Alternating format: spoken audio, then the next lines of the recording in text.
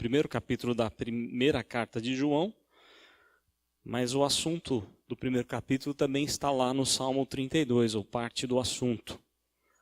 Então nós vamos ler um trecho do Salmo 32.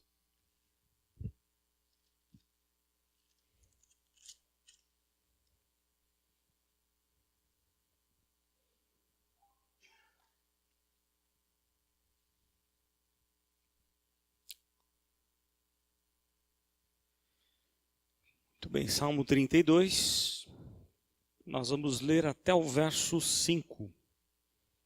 Quem quiser pode fazer a leitura desse salmo, dos versos desse salmo, pelo menos cada um lendo um verso.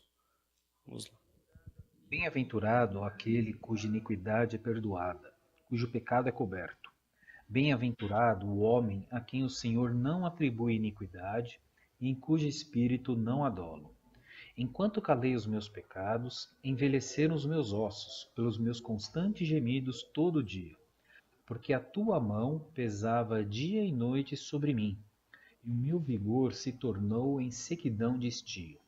Confessei-te o meu pecado, e a minha iniquidade não mais ocultei. Disse: confessarei ao Senhor as minhas transgressões, e tu perdoaste a iniquidade do meu pecado. Muito bem.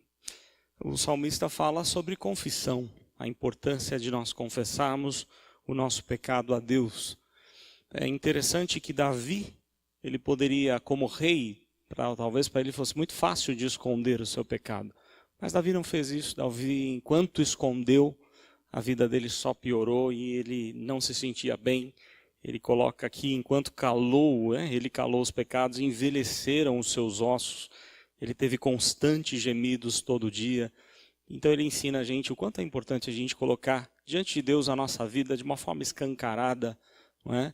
Davi, claro, o pecado de Davi tornou-se público, atingiu o público, ele tinha que então escrever os salmos para pedir o perdão de Deus. Então nós louvamos a Deus por essa bênção, por esse recurso que Deus nos dá, a oração e a oração de confissão. Não é? Deus aceita a nossa oração e Deus, como nós vamos ler daqui a pouquinho, Ele é fiel e justo para perdoar e purificar de toda a injustiça. Vamos ter alguns instantes de oração? Oração silenciosa, né? Quem sabe o seu dia foi agitado, você talvez ficou irritado, bravo, o nosso temperamento sempre é bem difícil. Com certeza todos nós temos motivos para pedir perdão a Deus. Vamos ter alguns instantes de oração silenciosa, de confissão do nosso pecado, e logo depois eu vou pedir para a nossa irmã Silvana nos dirigir a Deus em oração.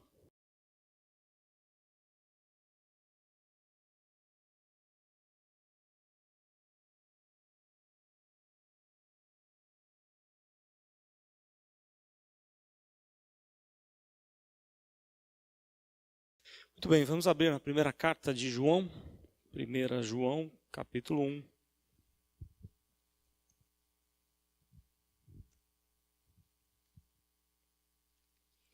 Primeira carta do apóstolo João, no primeiro capítulo. Semana passada nós vimos a introdução, né? Ou questões introdutórias do livro. Hoje a gente vai fazer aí a exposição do primeiro capítulo. São 10 versículos. Nos diz assim a palavra do Senhor. Primeira carta de João, capítulo 1. O que era desde o princípio, o que temos ouvido, o que temos visto com os nossos próprios olhos, o que contemplamos e as nossas mãos apalparam com respeito ao verbo da vida.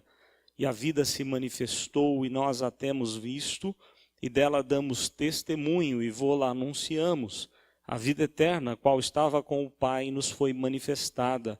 O que temos visto e ouvido, anunciamos também a vós outros, para que vós igualmente mantenhais comunhão conosco. Ora, a nossa comunhão é com o Pai e com o seu Filho Jesus Cristo. Estas coisas, pois, vos escrevemos para que a nossa alegria seja completa. Ora, a mensagem que da parte dele temos ouvido e vos anunciamos é esta, que Deus é luz e não há nele treva nenhuma. Se dissermos que mantemos comunhão com ele e andarmos nas trevas, mentimos e não praticamos a verdade. Se, porém, andarmos na luz como ele está na luz, mantemos comunhão uns com os outros, e o sangue de Jesus, seu Filho, nos purifica de todo pecado. Se dissermos que não temos pecado nenhum, a nós mesmos nos enganamos e a verdade não está em nós. Se confessarmos os nossos pecados, Ele é fiel e justo para nos perdoar os pecados e nos purificar de toda injustiça. Se dissermos que não temos cometido pecado, fazemo-lo mentiroso e a sua palavra não está em nós. Muito bem. Na semana passada nós vimos uma parte introdutória dessa carta, é uma epístola, né? E que traz um recado muito especial para a igreja do nosso tempo. É verdade que foi escrita para um momento específico na vida de diversas igrejas. João era responsável por pastorear as igrejas da Ásia Menor, aquelas mesmas igrejas do Apocalipse, mais algumas outras que não são citadas ali no Apocalipse. Ele era líder daquela região, desde que Timóteo deixou o pastorado lá. Paulo deixou Timóteo em Éfeso, Timóteo saiu de lá depois de um tempo, e João por mais de 40 anos, ele foi pastor ali daquela região de Éfeso e das igrejas ao redor. E ele escreve essa carta então, provavelmente entre o ano 90 a 95, já era final do primeiro século, e com um propósito específico. Alguns falsos ensinos, falsos profetas entraram no meio do povo de Deus e pregaram algumas teorias que não batiam com o ensinamento bíblico, nem do Antigo Testamento, e muito menos o ensinamento de Jesus e dos apóstolos. Então ele vai escrever essa carta preocupado com essas ideias. E essa carta ela é muito prática, porque ele vai trazer em forma de testes, ele vai usar vários testes para você identificar o erro. Identificar a falsa profecia, identificar o falso profeta, identificar o verdadeiro cristão, o falso cristão. Então ele vai fazer aqui vários testes nessa carta, e quando nós olhamos para esse ensinamento, salta-nos o olho, né, aos nossos olhos, aquilo que é verdadeiro, aquilo que não é, aquilo que é de Deus, o que não é. E como eu disse no primeiro estudo, não é uma carta para você estudar com aquele coração de julgador, de juiz, mas é uma carta para você estudar olhando para si mesmo, fazendo uma introspecção da sua própria vida, se há porventura coisas a serem mudadas, coisas que quem sabe você age ou pensa e que você não sabia que não era de acordo com a vontade de Deus. Então é uma carta a ser estudada, aliás, como toda a Bíblia, com muita oração, com muita dependência de Deus. Claro, isso te dá capacidade sim para fazer julgamentos, mas o foco não é esse, o foco é que você olhe para a sua própria vida e perceba aquilo que você precisa melhorar ainda mais, tanto eu quanto você, nós temos muito a melhorar. O propósito de Deus é nos tornar igual a Jesus, e todos nós estamos muito longe disso, né? Quem dera a gente estivesse perto de ser quem Jesus é. Então, nós vamos conhecer aí quais os testes que Paulo coloca aqui na carta. Primeiro ele vai fazer uma introdução, os 4 primeiros versos, ele introduz toda a carta. Ele faz meio que um resumão daquilo que ele vai tratar. E eu coloquei aqui como uma divisão, que essa primeira parte, esses primeiros 4 versículos, tem a ver com a realidade da natureza de Deus. Aliás, muito semelhante àquilo que a gente viu no domingo à noite com Malaquias. Se você tem a visão correta de Deus, de quem Ele é, da pessoa de Deus, do caráter de Deus, da santidade de Deus, você vai ter uma visão correta da sua própria vida. Porque a antropologia, o estudo do homem, tem tudo a ver com a teontologia, o estudo de Deus. Não é? Foi Deus quem criou o homem e nós somos imagem e semelhança de Deus. Então, para eu me conhecer melhor, para eu saber lidar melhor com pessoas ao meu redor, eu preciso conhecer mais a Deus acima de tudo. Deus é o primeiro da nossa vida. E o que o João vai fazer é isso, ele vai expor algumas coisas sobre a natureza de Deus, sobre a própria pessoa de Deus. E aí ele inicia o primeiro verso dizendo assim: o que era desde o princípio, o que temos ouvido, o que temos visto com os nossos próprios olhos, o que contemplamos e as nossas mãos apalparam. Vejam só, ele pegou em Jesus, né? Com respeito ao verbo da vida. O verbo da vida, nós sabemos pela palavra que ele traz no Evangelho, no primeiro capítulo do Evangelho de João, é uma referência direta ao Cristo, que estava com o Pai na criação, assim como o Espírito também estava lá na criação. Então, ele inicia muito semelhante como ele faz no Evangelho. Parece uma citação mesmo do Evangelho de João. Ele usa expressões que ele ali usou e que salta aos nossos olhos algumas coisas interessantes que eu queria deixar para vocês aqui. A primeira expressão que ele usa aí, o que era desde o princípio, é uma referência à pré-existência de Cristo. Cristo não foi criado, Cristo não foi gerado, e muito menos Cristo não veio no batismo em Jesus, como defendiam os gnósticos. Quem esteve aqui na quinta passada lembra disso. Na cabeça dos gnósticos, o corpo é ruim, então o Cristo não tinha corpo. Ele encarnou em Jesus no batismo, na descida do Espírito Santo, segundo os gnósticos era a descida do Cristo sobre Jesus, e abandona Jesus na crucificação. Por isso Jesus diz, por que me desamparaste? Na verdade isso não tem base, mas era a teoria dos gnósticos. E João já está indo totalmente contra, dizendo que não, que Jesus sempre existiu. Jesus sempre é o mesmo. Depois ele vai falar sobre a questão do corpo. Por que eu trouxe essa ideia, essa ênfase que João dá? Porque isso está na nossa confissão de fé e às vezes com um tremendo engano. A nossa confissão de fé, a confissão de fé de Westminster, em seus catecismos maior e breve, ela traz assim, que Cristo foi, a palavra usada ali, Cristo foi gerado do Pai e o Espírito gerado do Pai e do Filho. E aí causa uma tremenda confusão. Alguém pode falar, então isso é sinal de que Jesus teve um início, geração tem a ver com início. Não, não é isso que a confissão quis dizer.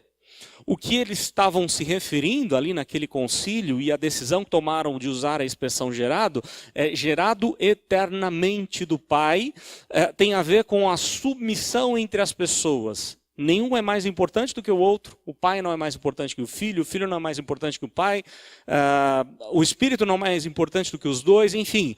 Eles têm a mesma importância, o mesmo poder e glória, a mesma essência. No entanto, cada um está subordinado ao outro. O filho está subordinado ao pai, ele vem cumprir a missão do pai.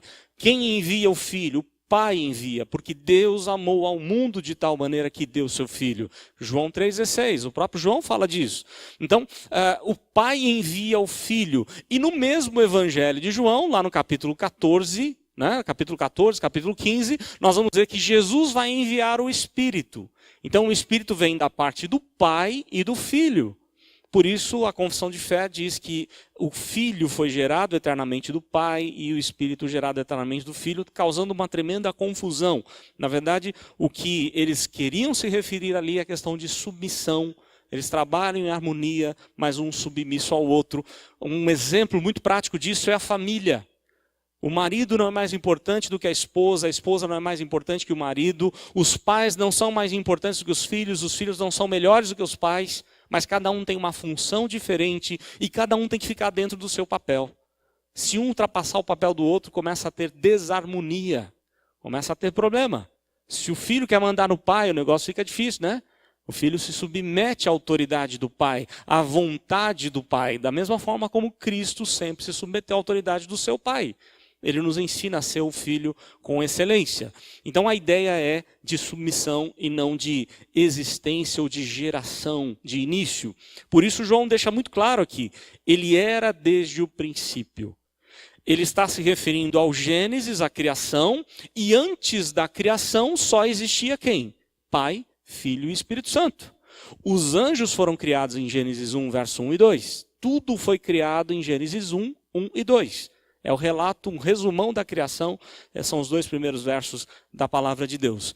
A referência de João é isso, Jesus está lá desde o princípio, ele era desde o princípio. E aí, interessante os 2 verbos que ele vai usar agora na sequência. O que temos ouvido, o que temos visto com os nossos próprios olhos. Porque ele vai usar aqui um tempo que nós não temos no português, que é um chamado de tempo perfeito. O tempo perfeito é uma ação que aconteceu no passado, mas que tem algo duradouro, que acontece meio que para sempre o resultado dessa ação. Por exemplo, quando a Bíblia se refere à morte de Cristo na cruz, ela na maioria das vezes usa o verbo no perfeito. Cristo fez algo lá no passado, há 2000 anos atrás, que tem consequência para toda a eternidade. E aqui a mesma coisa, ele diz que aquilo que ele ouviu de Jesus, ele e os apóstolos, por isso ele está usando aqui no plural, o que temos ouvido e visto, ou seja, aquilo que nós ouvimos de Jesus, ainda tinha resultado para a vida deles, continuava a ter resultado. E mais ainda, Deus continuava a falar por meio deles. Eles eram os instrumentos de Deus para dirigir a igreja, para governar a igreja por meio da palavra. Por isso, qualquer heresia que saísse da igreja, quem resolvia? A palavra de Deus por meio dos apóstolos. Eles ali estavam ouvindo a voz de Deus, vendo as coisas e o jeito de operar. Um exemplo interessante, que as pessoas acusam nós presbiterianos, dizendo que a gente não crê na contemporaneidade dos dons, a gente não crê na cura e tudo mais, a gente não crê do jeito que é feito por aí. Por atacado, um show, não é? Porque quando você vai para a Bíblia, Paulo curou algumas pessoas, claro que curou. Jesus curou milhares de pessoas, mas ele curou todo mundo? A gente sabe que não. Há relatos do Evangelho que Jesus não curou todo mundo que estava ao seu redor. Ele curou algumas pessoas. E o que me chama a atenção, Paulo escrevendo a Timóteo, ele diz que ele deixou Trófimo doente em Mileto. Mas Paulo não tinha poder e autoridade de Deus para curar Trófimo? Porque ele não orou por Trófimo, ele seria curado. Marcos 16, a marca do apostolado, estava sobre os apóstolos. Por quem eles orassem, Deus iria curar. Por que ele pede para Timóteo tomar um golinho de vinho para fazer bem para o estômago? Não era melhor ele orar por Timóteo e o estômago dele ficaria bom? Mas eles estavam tão antenados com Deus que eles sabiam qual era a vontade de Deus. Se era para curar Timóteo, se não era, se era para deixar Trófimo doente em Mileto. Então, é isso que João está se referindo. Eles estão vendo, ouvindo, eles estão sendo dirigidos por Deus a governar a igreja por meio da instrução do próprio Deus. Deus continuava a falar com eles, e aquilo que Jesus fez na vida deles era impactante até para aquele tempo. Nós estamos aqui no ano 90 ou 95, e ele tinha isso como algo muito vivo. Os ensinamentos de Jesus eram vivos para ele, assim como tem que ser vivo para nós hoje. Aquilo que Jesus ensinou tem que impactar o nosso coração hoje. Então os verbos usados por João são fortes aqui. Depois ele diz assim, as nossas mãos apalparam, não é? O que contemplamos e as nossas mãos apalparam. Por quê? Porque você negar a encarnação de Cristo é negar a pedra fundamental do cristianismo. Se você entende que Jesus não veio em carne, e que se ele não veio em carne, ele não sofreu na carne, o sangue ali não era sangue de verdade, então nós todos estamos condenados. Paulo, usando essa mesma argumentação, diz que se você negar a encarnação, você tem que negar a ressurreição. E se você nega a ressurreição, é vã a nossa fé. Vai todo mundo para casa, é melhor não ir para a igreja, porque para que se reunir se você não crê na ressurreição de Cristo? Então negar a encarnação é atacar todas as doutrinas do cristianismo. Isso aconteceu desde o início da igreja. Quem foi o primeiro a negar a encarnação foram os gnósticos que estavam surgindo ali por influência dos gregos. E aqui João está dando a prova de que Jesus tinha corpo. Eles apalparam em Jesus. Ele faz a questão de falar logo no começo. Nós tocamos em Jesus, contrariando assim, de cara, os ensinos tanto dos gnósticos quanto do docetismo, que parte do gnosticismo. O docetismo é uma aparência de corpo. Os docetistas diziam que Jesus tinha um corpo aparente, um corpo que parecia corpo humano, mas não era humano. Parecia sangue, mas não era sangue. E coisas assim, né? João faz a questão de quebrar com essa teoria e dizer, não, ele veio sim em corpo, nós apalpamos nele. E aí ele diz, com respeito ao verbo da vida, a melhor tradução seria palavra da vida. Porque ele não está se referindo à ação da vida, à ação de dar vida simplesmente. Mas ele está se referindo à vida como ele próprio. Cristo é a vida, eu sou o caminho, a verdade e a vida, conforme João fala lá em 14:6, não é? João, Evangelho de João 14:6. Toda a vida veio à existência por meio de quem? Por meio de Cristo. Sem ele nada do que foi feito se fez. Ele é a vida e ele doa a vida a quem bem entende. Ouvir a palavra de Deus é o que vai trazer vida. Moisés deixa isso claro lá em Deuteronômio 4, Deuteronômio 32, Deuteronômio 6. Teríamos milhares de textos para estudar que mostram claramente o quanto a palavra de Deus traz vida. O texto que eu citei aqui em Mateus 4, verso 4, a tentação de Jesus. A vida vem por meio não de comer pão, mas de ouvir a palavra de Deus. É a palavra de Deus que traz vida. Para os gregos, a palavra, o logos, que é a palavra usada aqui por João, era um princípio racional, impessoal e que governava o universo dos homens. João vai dizer que não, que esse logos, ele é pessoal, ele é Deus, ele se relaciona com a gente.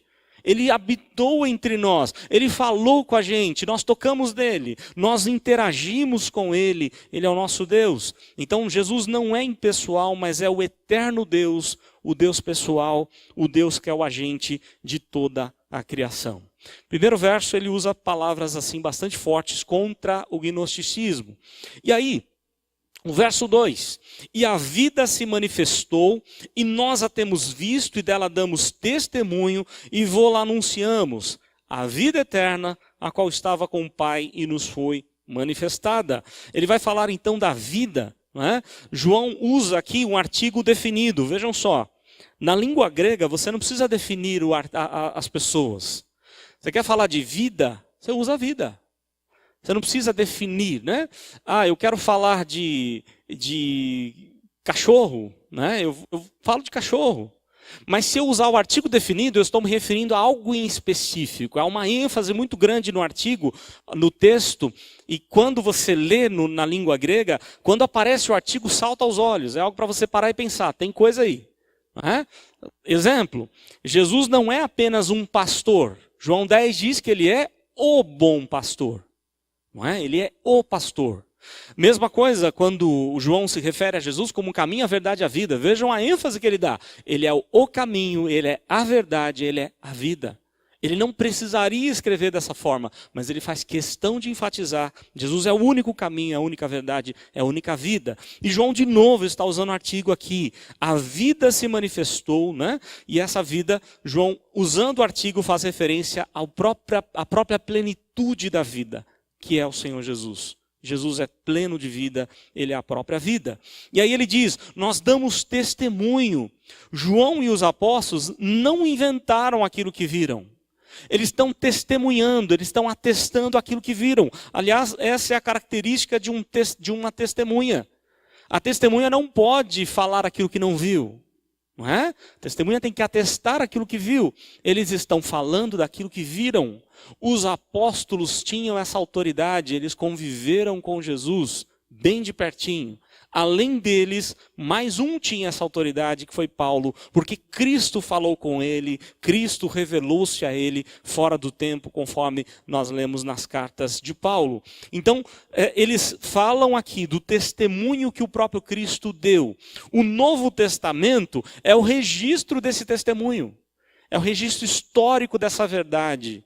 Não é algo que veio na cabeça dos apóstolos, não é sonho, não é simplesmente uma visão, mas é algo que eles viram, ouviram do próprio Cristo. Cristo veio para ensinar e a partir dos seus apóstolos ensinar a igreja. O verbo testemunhar aqui também indica uma ação contínua. Constantemente eles estavam ensinando. E aí ele diz assim, a vida manifestou, nós a temos visto, dela damos testemunho e vô-la anunciamos. Vou deixar o verbo anunciar para o verso 3 que vai aparecer de novo. A vida eterna, de novo com o artigo definido, a qual o artigo definido estava com o Pai e foi manifestada. De novo, ele estava com o Pai e ele se manifestou, ele habitou entre nós, ele veio estar com a gente. A vida eterna tem a ver com o centro do ensino da carta e do Evangelho de João. Ele gosta de falar desse tema, de vida eterna. E vida eterna, ele não se refere somente à durabilidade dessa vida, é uma vida sem fim. Mas a referência na cabeça de João, vida eterna, que ele define lá no Evangelho, tem muito mais a ver com a qualidade dessa vida. Porque há uma visão errada nossa, até na evangelização. A gente muitas vezes quando vai evangelizar, o que a gente faz? Aceita Jesus, senão você vai para o inferno. Aceita Jesus para você ir para o céu, é um lugar de gozo, disso, daquilo. Tá, isso é legal, tá? Tem hora que você tem que fazer isso mesmo. Mas por que não dizer para as pessoas, aceita Jesus, porque o seu casamento vai ser muito melhor. Deus vai te ensinar a ser um marido melhor. Deus vai te ensinar a ser uma esposa melhor. Deus vai te ensinar a ser um filho melhor. Aceita Jesus porque a vida eterna começa aqui, não lá quando você morrer. O que é vida eterna definida por João, aliás, pelo próprio Cristo no Evangelho de João? João 17, verso 3. E a vida eterna é esta, que te conheçam a ti, Jesus orando ao Pai, que te conheçam a ti e conheçam o Filho a quem o Senhor enviou. Vida eterna é conhecer o Pai e conhecer o Filho a quem o Pai enviou. E conhecimento, o verbo conhecer na Bíblia é conhecimento íntimo, vida de relacionamento íntimo com Deus. O que Deus quer fazer com a gente é que a vida eterna comece aqui e não lá, quando você morrer ou quando Jesus voltar. A eternidade já começou para aquele que é de Jesus. Você já usufrui das bênçãos de Deus. Bênçãos que você nem sabe explicar. Alguém sabe explicar aqui a paz que Jesus dá, mesmo no momento de enfermidade, por exemplo, como a Márcia enfrentou? A paz que vem do alto, que vem de Deus, que o próprio Cristo diz que o mundo não consegue ter, o mundo não entende. Isso é vida eterna, é um pedacinho do céu no nosso coração. É o alívio da parte de Deus, é o cuidado, é o amor dele. Então o conceito de vida eterna para João não é simplesmente partir e estar com Cristo, mas a vida eterna é vida com Deus aqui. E cada dia você pode conhecer mais do Senhor. Aí o verso 3, ele diz assim: o que temos visto e ouvido, anunciamos também a vós outros, para que vós igualmente mantenhais comunhão conosco. Ora, a nossa comunhão é com o Pai e com seu Filho Jesus Cristo. Olha só, agora ele vai usar não o verbo testemunhar, mas ele usa, de novo, no verso 2 ele vai usar anunciar. Nós anunciamos. Porque enquanto o testemunho aponta para uma experiência pessoal, o anúncio tem a ver com a autoridade daquilo que está sendo ensinado. Eles anunciaram aquilo, ou ele está anunciando aquilo que aprendeu de Jesus. O que ele está falando tem autoridade de apóstolo, tem autoridade da parte de Deus. Ele não está falando abobrinha, ele não está falando de sonhos ou revelações, mas ele está falando da palavra do Senhor. E a palavra do Senhor é que pode fazer qualquer diferença ou toda a diferença na vida das pessoas. Nós temos essa mesma autoridade quando pregamos o Evangelho. Jesus diz isso. E de pregar o Evangelho a toda criatura. Qual o Evangelho? O Evangelho que ele deixou. O Evangelho que ele ensinou, a boa nova de salvação.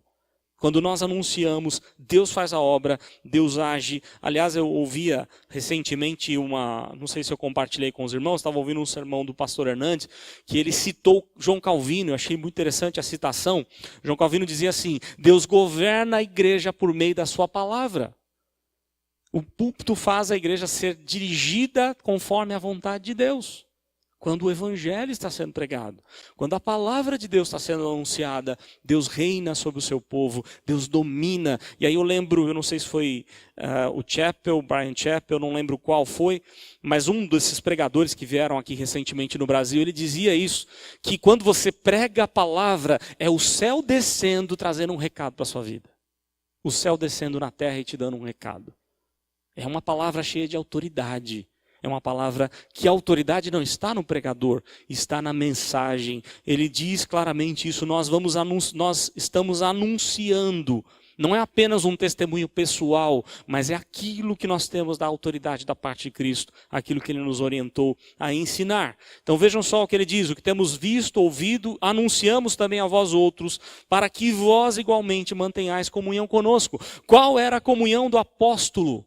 A comunhão do apóstolo era firmado na palavra.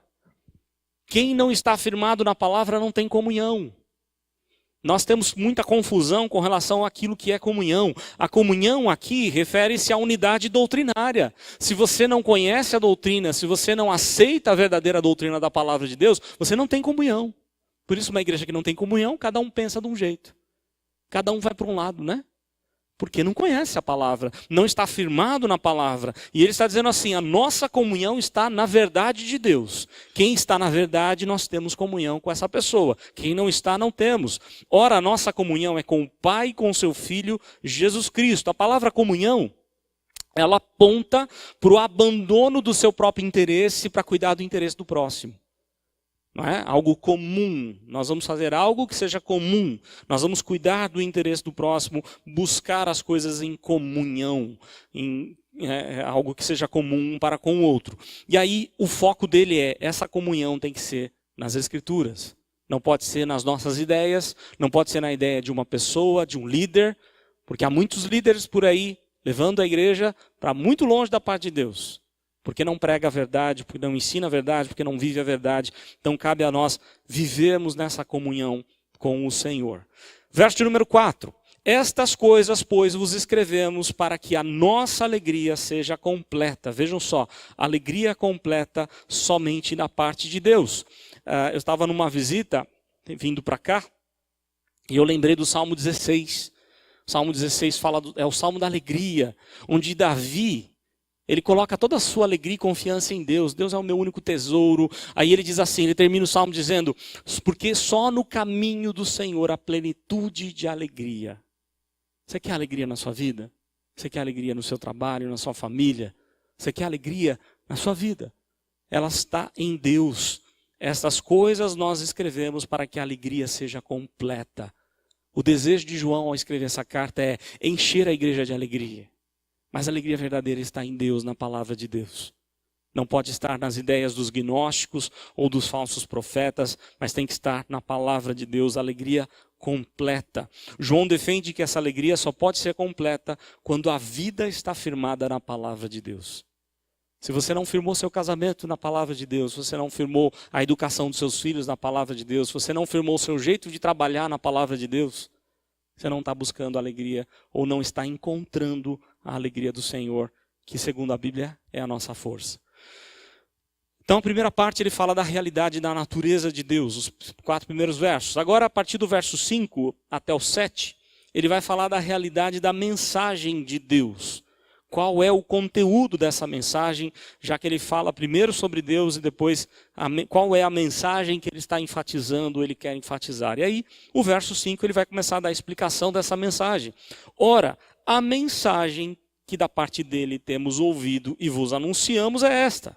Então, qual que é a mensagem a que ele havia se referido? Que Deus é luz e nele não há treva nenhuma. Olha só. Quem é Deus? Deus é luz, não há treva alguma em Deus. A mensagem da parte dele, Cristo é o autor dessa mensagem. A mensagem que ele vai falar é que Cristo não tem trevas e o assunto dele aqui nós sabemos que é santidade. Não é? Lendo todo o capítulo nós descobrimos que ele está focado na santidade. Se você acha que não tem pecado, você é mentiroso, confessa o seu pecado, Deus é fiel e justo. A intenção, o assunto principal é santidade. Então, na verdade, Cristo é o próprio autor dessa mensagem sobre santidade. É Cristo quem está ensinando, dizendo que ele é santo e exige de nós uma vida de santidade. Ou que ele deseja para nós, que ele planejou para a gente como igreja, é que vivamos uma vida de santidade. A mensagem ou relatório, conforme o original pode ser traduzido, a mensagem ou relatório é uma revelação direta de Deus e não algo descoberto pelo homem. Não foi João que descobriu. Não foi algo da cabeça dele. Ele está dizendo, vem de Deus. A mensagem dele é essa. Deus é luz e não há nele treva nenhuma. A expressão faz referência ao caráter santo e justo de Deus. Deus é santo, Deus é justo. Onde a luz chega, aparece o pecado, porque ele é justo. Ele não habita onde há coisa errada. Então é isso que ele está se referindo, já preparando o nosso coração para a confissão, né? Aí o verso de número 6. Se dissermos que mantemos comunhão com ele e andarmos nas trevas, mentimos e não praticamos a verdade. Olha o verbo, se dissermos, se porventura alguém falar, eu não tenho pecado. Não, pecado já não faz parte da minha vida. A partir do momento que eu tenho Jesus, eu nunca mais peco. Né? Se dissermos, dizer aqui no sentido de afirmar, contrariando as afirmações dos profetas, ou dos falsos profetas. O que João está fazendo é, alguns gnósticos diziam assim, não, pecado não existe. Pecado é relativo. Não tem aqueles que falam, tudo é relativo, né? Pecado é relativo. O que é pecado para você pode não ser para mim. Engano. Que é uma verdade absoluta. E verdade absoluta não tem como discutir. Aí, claro, a gente vive numa geração, a geração pós-moderna, diz que não pode ter verdade absoluta. Quando eu digo que não pode ter verdade absoluta, o que eu acabei de fazer? Criei uma. Acabei de criar. Não tem como fugir de absolutos. Não tem como fugir das mega histórias. A Bíblia é uma mega história. E todo mundo busca uma mega história para viver, para se ancorar, para confiar. Só que o que a sociedade atual está fazendo é não querendo aceitar essa mega história, não querendo aceitar essa verdade absoluta, cria-se outras verdades E nem chama que é absoluto, né? Diz que não é, porque tudo é relativo. O que os gnósticos diziam com relação ao pecado, pecado não é bem assim. Porque, na verdade, se eu pecar no corpo, mas Deus não liga para o corpo, Deus liga para o espírito. Então eu posso pecar à vontade, eu posso fazer o que eu quiser no meu corpo. Olha que ideia interessante. Deus não liga para o corpo, Ele só liga para o espírito da gente. Então eu posso viver do jeito que eu quiser. E aí eu vou negar a doutrina da encarnação, porque Cristo tinha corpo. Porque assim eu chamo Jesus de pecador, né? Eu vou negar aquilo que Paulo ensina aos coríntios, de que o corpo é templo do Espírito Santo.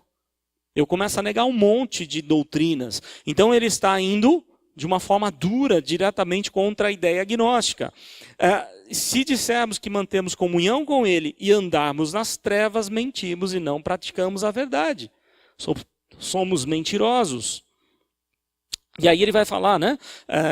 Viver no erro como sendo um inimigo de Deus. A ideia andar nas trevas é o contrário de andar com Deus. Se você anda nas trevas, você é quem? Inimigo de Deus. Paulo deixa isso claro em Romanos. Ou você é amigo de Deus, ou você é inimigo de Deus. Ou você anda na luz, ou você anda nas trevas. Ou você anda na graça, a graça superabundou sua vida, ou você anda no pecado. Não há dois caminhos. Não há dois senhores, só há um Senhor. O outro não é senhor, coisa nenhuma. O outro é um reino parasita que está sugando a sua vida, tirando a sua energia, tirando o seu tempo para te levar para o pecado. O Senhor é Deus, é Senhor absoluto. E aí ele vai dizer então que nós não podemos andar nas trevas, porque andar nas trevas é viver como inimigo de Deus. É uma referência aos gnósticos. Eles viviam nas trevas de um engano tremendo, achando que o corpo é ruim, e aí eles podiam viver do jeito que bem entendiam. Verso número 7. Se, porém, andarmos na luz, como Ele está na luz, mantemos comunhão uns com os outros. Olha onde está a nossa comunhão. Andar na luz. E o sangue de Jesus, seu Filho, nos purifica de todo pecado. Andar na luz, contrário de andar nas trevas. Esforço. Andar na luz significa, em outras palavras, um esforço consciente e deliberado de viver conforme a palavra de Deus. A palavra de Deus é lâmpada para os nossos pés, luz para o nosso caminho. Eu lembro que algumas vezes em acampamento de jovem a gente sempre traz uma palavra mais focada nesse ponto, né? Para que o jovem possa identificar onde é que ele está. Se ele realmente está com Deus ou se ele está meio cambaleando, se ele acha que está com Deus, mas não está. E eu creio que é uma pergunta importante para se fazer para nós hoje, porque é o que João está tratando aqui dessa questão. A ideia é, andar na luz é um esforço consciente, deliberado de viver conforme a palavra de Deus. É fácil andar de acordo com a palavra de Deus? Não é. Exige esforço, exige coragem. Aliás, o pastor Evandro tem o livro, né? Coragem para ser diferente. Precisa de coragem para ser diferente. Eu lembro de uma camiseta já tão antiga, que alguém colocou assim, alusivo, né, à frente, sobre Jesus. É fácil ter Jesus no peito. E aí atrás, é difícil ter peito para andar com Jesus. É difícil ter peito para dizer não, na hora que precisa ser dito. Na hora que é preciso defender, né, a nossa fé, ou dar razão da nossa esperança, conforme nos diz a Bíblia. Então andar na presença de Deus exige muito esforço, é andar na luz da sua santidade, é andar em quebrantamento, é andar na dependência total de Deus, é admitir os nossos erros, porque a luz de Deus revela o quanto nós somos pecadores, o quanto nós carecemos da graça de Deus, o quanto nós precisamos pedir perdão pelo nosso pecado.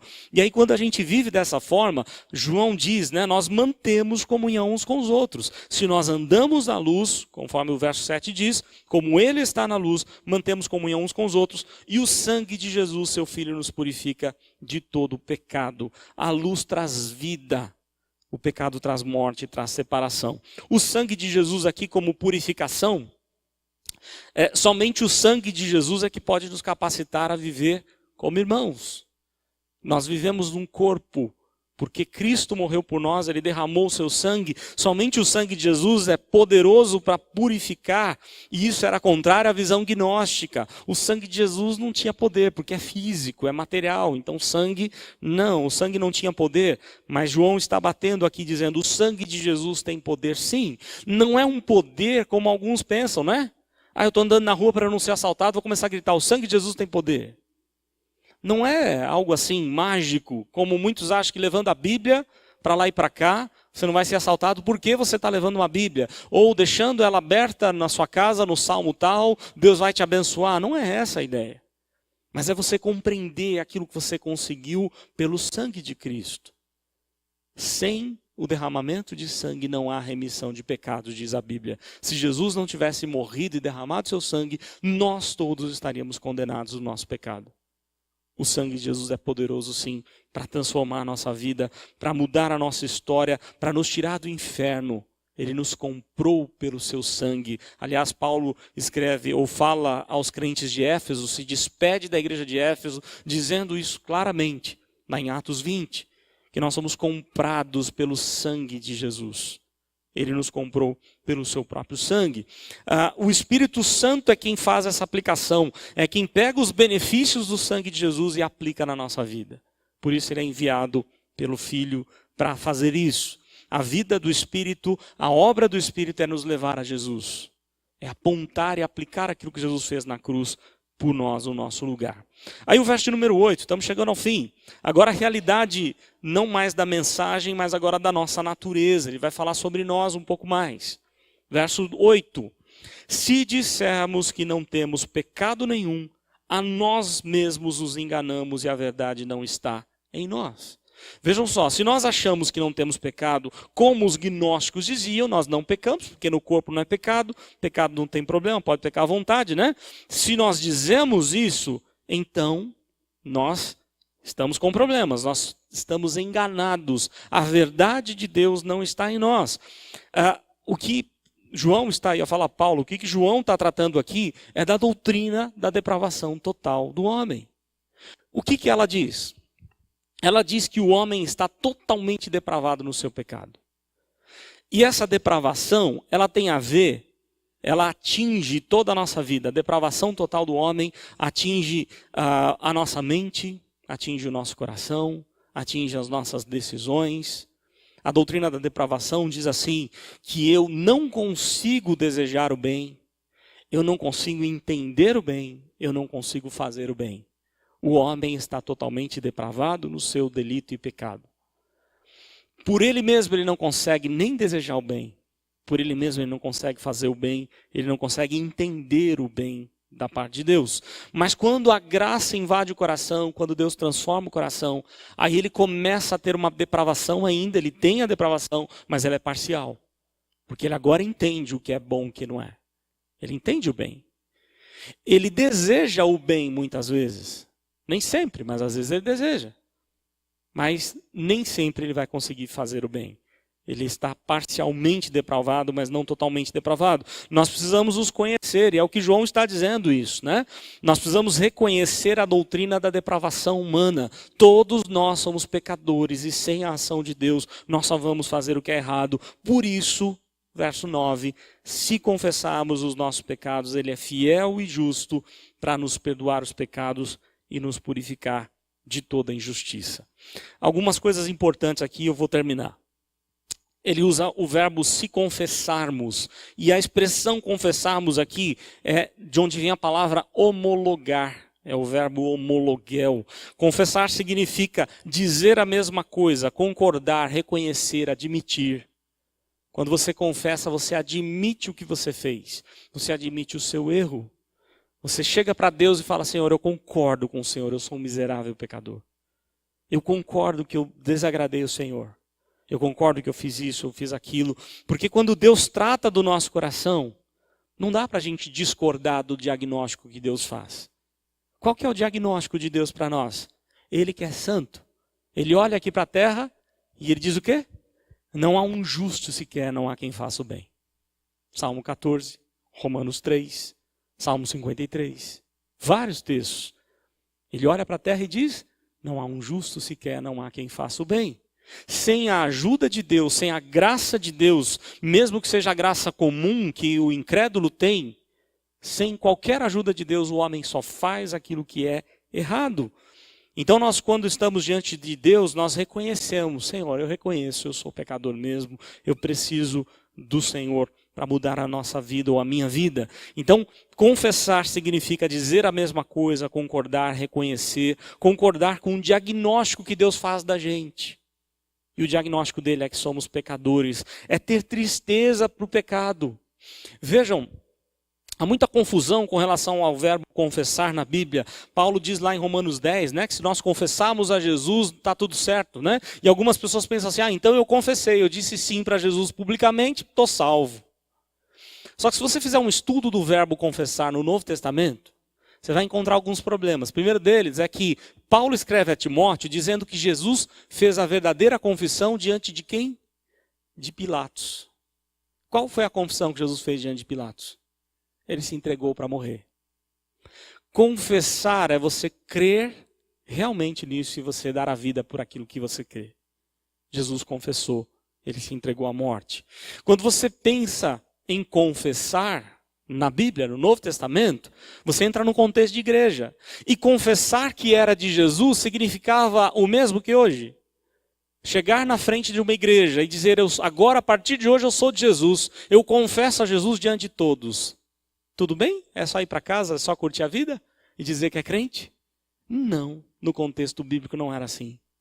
Hebreus diz que era perder emprego, que era ser expulso de casa, que era ser preso por amor a Jesus, que era sofrer chibatadas por amor a Jesus, torturas, ser morto a fio de espada, ser jogado numa cova de leões, ser jogado para ser morto por gladiadores. Isso é confessar na Bíblia. As pessoas pegam só o lado gostoso, o lado bonito. Eu falei sim para Jesus. Mas está pagando o preço para aquilo que você diz? Está vivendo de acordo com aquilo que a Bíblia ensina?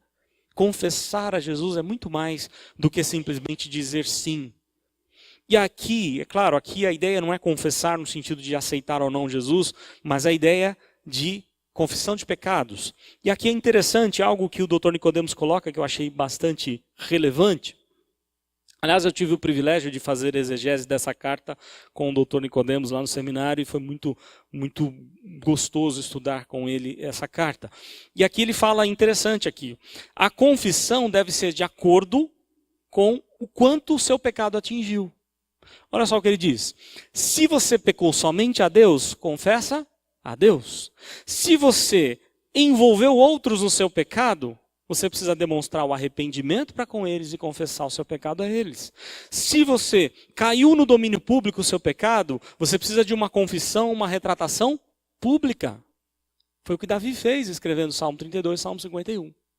Ele fez publicamente a sua confissão. Ele não escondeu, ele confessou publicamente. E a confissão, é claro, não vai tirar da gente a consequência dos nossos erros. Os nossos erros têm consequências. Deus pode perdoar, mas muitas vezes a consequência fica. Mas ainda bem que o verso não termina por aqui, né? O texto diz, se confessarmos nossos pecados, ele é fiel e justo para perdoar os pecados. E aí ele diz, e nos purificar de toda injustiça. E essa ideia de purificação, ele vai amenizando a consequência na nossa vida. Ele vai tirando as consequências ruins que nós mesmos criamos e vai transformando para a glória dele, vai transformando para abençoar a nossa vida. Quando a gente confessa arrependido o nosso pecado, Deus trabalha, Deus é fiel e justo para perdoar e para purificar o nosso pecado e tirar de nós toda a injustiça. E aí o verso 10, se dissermos que não temos cometido pecado, fazemos-lo mentiroso, a sua palavra não está em nós. O diagnóstico de Deus, então, é que somos miseráveis pecadores, que tanto eu quanto você, todos os dias, precisamos pedir perdão a Deus, até pelos pecados que não conhecemos. Salmo 19. Perdoa-me pelos pecados. Né? Davi dizendo, perdoa-me pelo pecado que eu não lembro, eu não sei, eu não conheço. Pecados que estão ocultos. Que Deus assim nos ajude, nos abençoe, que a gente tenha um coração realmente pronto a depender de Deus. E confiar que Ele é fiel e justo. Confiar que Ele perdoa. Que se nós realmente nos arrependemos e confessarmos, Ele trata do nosso coração, Ele purifica a nossa vida e Ele não mais trata a gente por conta do nosso pecado, Ele nos olha por meio de Cristo Jesus. Deus assim nos abençoe.